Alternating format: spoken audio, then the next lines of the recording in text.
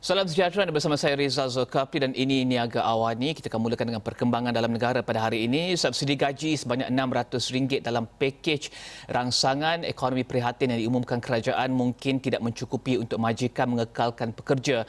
Menurut Ketua Penerangan UMNO Syahril Hamdan, persoalannya ketika ini adalah sama ada kerajaan mungkin akan menambah jumlah tersebut jika banyak perusahaan kecil dan sederhana terpaksa gulung tikar dan melepaskan pekerja mereka.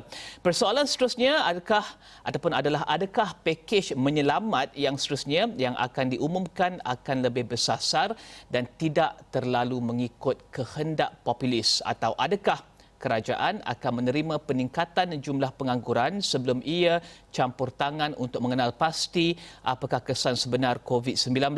Ini mungkin sesuatu yang abstrak, namun pekerja dan PKS di luar sana ketika ini kos mereka untuk kekalkan pekerja masih berjalan. Ini menurut PKS menyukarkan kedudukan aliran tunai dan kebolehan untuk kekalkan pekerja. Dan seterusnya kita bersama dengan Syahril Hamdan, Ketua Penerangan UMNO, untuk melihat kepada kemaskini Twitter beliau yang mempersoalkan perkara tersebut dan memberikan senario yang mungkin akan berlaku. Syahril, terima kasih kerana bersama kami pada pagi ini, Syahril. Pertama sekali, Syahril ada menyatakan di Twitter Syahril berkenaan dengan bagaimana subsidi RM600 gaji untuk pekerja tersebut mungkin tidak mencukupi. Mungkin Syahril boleh terangkan kenapa ini mungkin tak mencukupi, Syahril? Terima kasih Rizal, terima kasih Awani. Di mana saya kupas secara ringkas dalam Twitter saya dan juga secara lebih mendalam dalam Facebook saya. Saya sebut subsidi upah ini adalah satu perkara yang cukup progresif sebenarnya.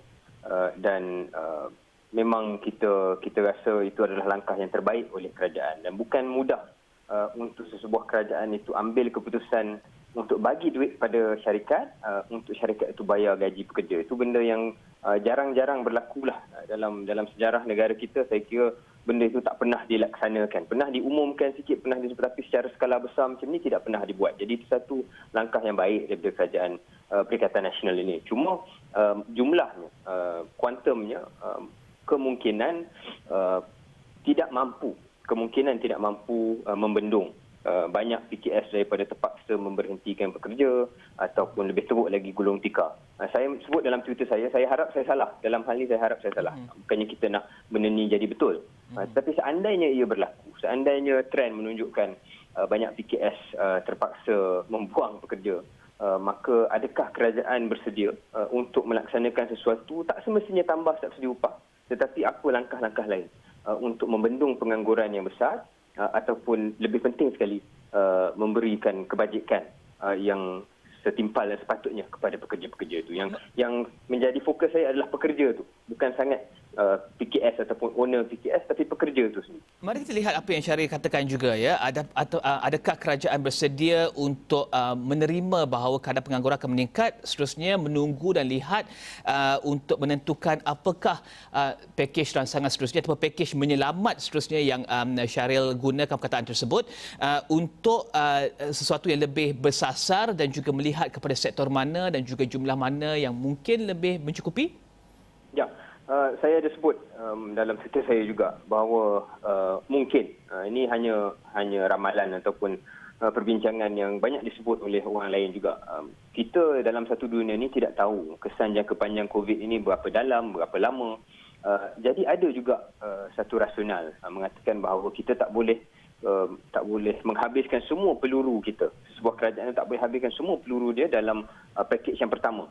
Tetapi dia perlu melihat situasi itu bagaimana ia berpanjangan, bagaimana ia berlaku dan apa kesan-kesan lain yang mungkin sekarang ni kita tak nampak, supaya disimpan peluru itu untuk satu pakej yang lebih bersasar. Saya tak kata ini adalah hakikat, tapi saya rasa ada kemungkinan dan ada logiknya kerajaan mungkin dalam masa berbulan lagi akan masuk melihat sektor mana, industri mana yang nak disasarkan bantuan, supaya kita tidak pukul rata, supaya kita tidak, mungkin awal-awal perlu untuk kita cover semua, dan itu pun yang disebut oleh Yang Berhormat Perdana Menteri, no one left behind, tiada siapa yang tercicir. Itu bagus dan itu adalah sebenarnya budaya Malaysia.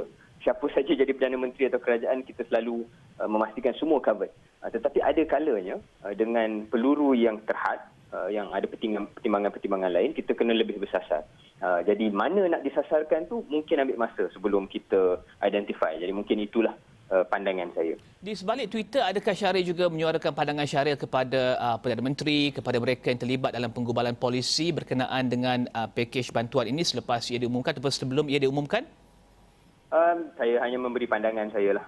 Saya bagi pandangan dan melalui saluran-saluran yang ada, sama ada mereka mengambil pandangan itu atau tidak, saya ingat lebih penting adalah mereka mengambil pandangan semua pihak dan buat keputusan yang terbaik. Sebab mereka adalah pemimpin yang kita letak di hadapan dan itulah amanah mereka, tanggungjawab mereka yang saya rasa kabinet ini, Perdana Menteri ini, Menteri Kewangan ini menunjukkan satu prestasi yang cukup baik setakat ini dari segi komunikasi mereka, dari segi kesediaan mereka untuk menerima idea luar kotak. Macam saya sebut tadi lah, subsidi upah ni bukan idea yang lazim ya, tetapi mereka bersedia untuk buat perkara yang luar kotak sedikit, menunjukkan ini adalah satu gandingan yang saya rasa boleh kita banggakan. Dan tentunya mereka di luar sana, pekerja dan juga majikan di luar sana juga terdedah kepada apa yang diumumkan oleh negara-negara lain berkenaan dengan subsidi upah, dan tentunya mereka melihat angka yang lebih besar untuk tempoh yang lebih panjang. Australia contohnya, jika tidak silap saya, 1,500 Australian dollar untuk tempoh sekitar 6 bulan, dan ini tentunya diambil kira bagi peniaga dan juga PKS di Malaysia serta pekerja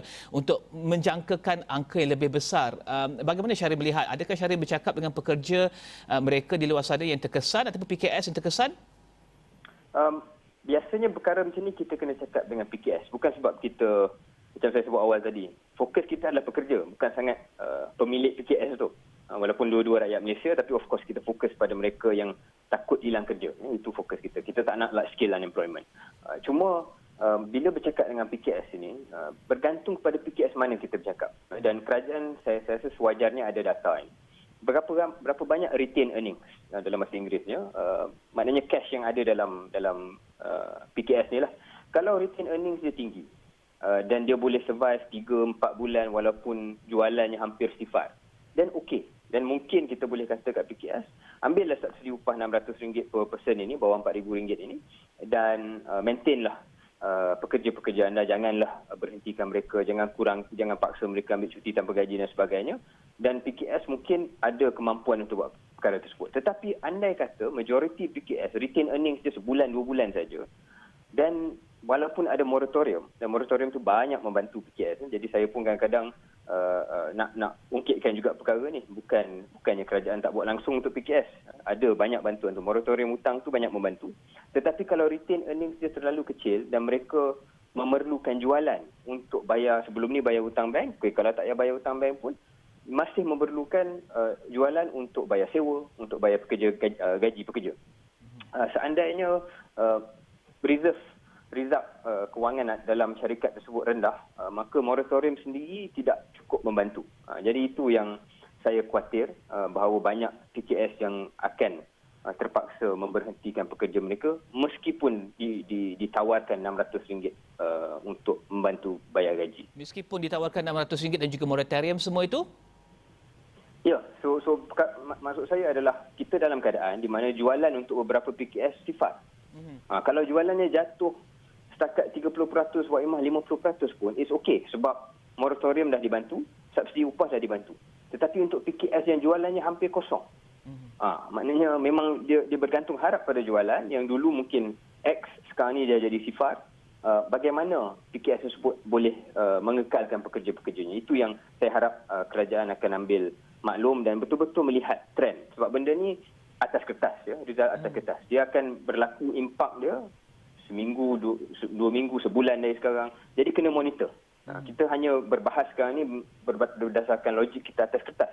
Tetapi apa yang akan berlaku dalam minggu-minggu akan datang, itulah yang sepatutnya memberi gambaran kepada kerajaan what next, apa yang perlu mereka buat next. Sebagai sebuah parti politik dan juga ketua penerangan sebuah parti politik, bagaimanakah Syahrir mewakili rakyat di luar sana dalam menyuarakan dan memberikan tekanan kepada kerajaan yang UMNO juga adalah sebahagian daripada kerajaan tersebut untuk memastikan bahawa nasib rakyat tersebut dijaga, kerana kita tahu PKS ada pelbagai saluran dan ada pelbagai suara untuk menyuarakan hasrat dan juga ketidakpuas hatian mereka terhadap apa yang berlaku dan juga kesan kepada perniagaan mereka.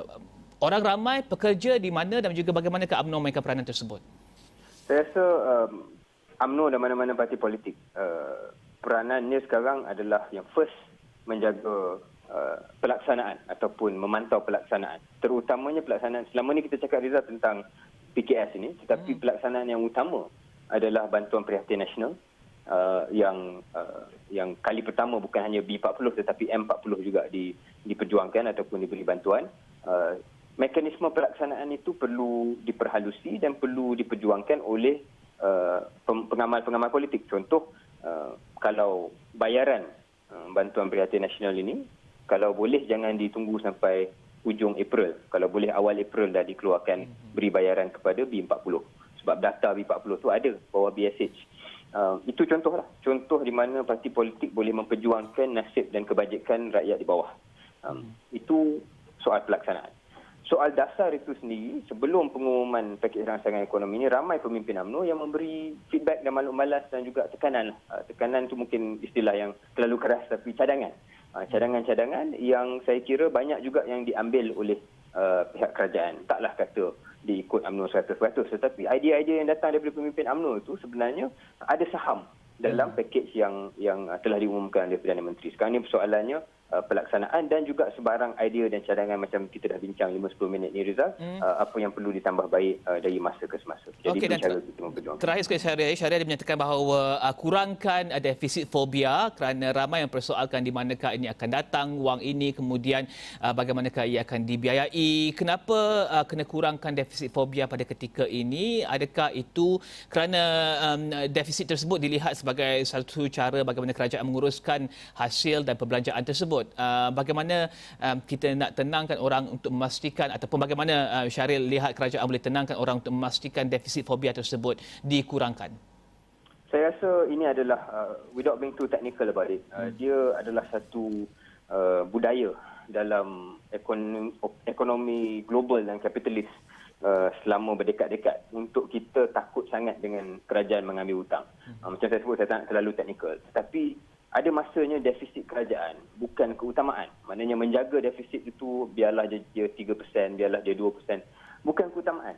Dan sekarang ini sebenarnya yang saya suka sangat, yang saya sebut dalam Twitter juga, pakej rangsangan 250 bilion tersebut, okeylah kalau nak kata suntikan sebenar fiskal tu 25 bilion, tak kira lah.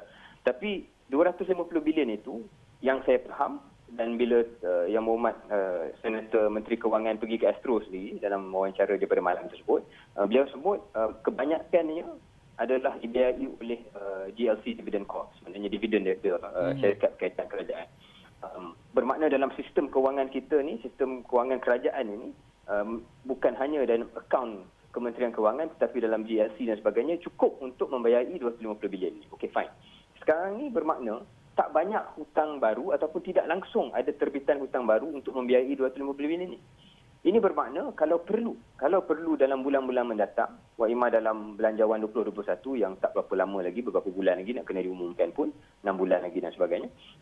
Di situ ada ruang untuk kerajaan menerbit hutang baru dan bermakna defisit akan meningkat. Defisit akan meningkat dan saya rasa itu bukan satu kekhawatiran yang harus kita takut-takutkan rakyat. Kita lihat di negara Singapura dan tempat-tempat lain. Contohnya mereka dah tak risau dah. Kalau hampir double digit deficit pun it's not a problem. Sebab sesebuah kerajaan yang mengeluarkan mata wang sendiri tidak boleh bankrupt. Sebuah kerajaan yang keluarkan mata wang ringgit sendiri, mereka tidak boleh hilang ataupun tidak boleh lari daripada tak cukup duit dan sebagainya. Mereka sentiasa akan mampu untuk membiayai hutang tersebut. Okay. Jadi tidaklah kita kata kita belanja sombrero, tetapi kemampuan untuk berhutang itu sebenarnya cukup tinggi selagi duit itu dibelanjakan kepada kebajikan rakyat. Okey, terima kasih Syahrir Hamdan, Ketua Penerangan UMNO, membincangkan berkenaan dengan kemaskini tweet beliau tentang adakah RM600 tersebut mencukupi untuk mengekalkan pekerja dalam PKS. Kita akan berehat seketika, kembali selepas ini.